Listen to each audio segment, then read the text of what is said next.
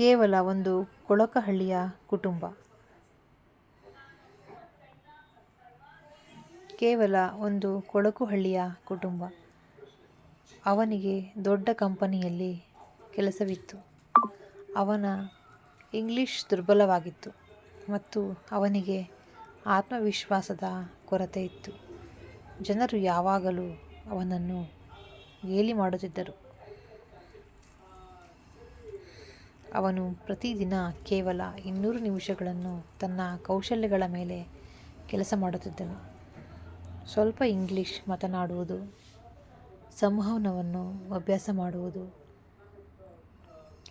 ಮತ್ತು ಅವನ ಜ್ಞಾನವನ್ನು ಸುಧಾರಿಸುವುದು.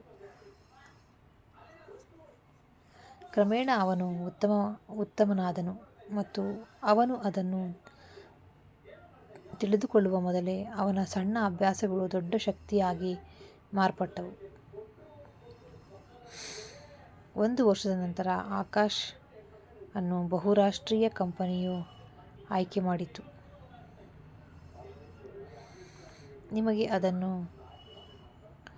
ಮಾಡಲು ಸಾಧ್ಯವಾಗುವುದಿಲ್ಲ ಎಂದು ಹೇಳುತ್ತಿದ್ದ ಅದೇ ಜನರು ಈಗ ನೀವು ಅದನ್ನು ಹೇಗೆ ಮಾಡಿದ್ದೀರಿ ಎಂದು ಕೇಳಿದರು.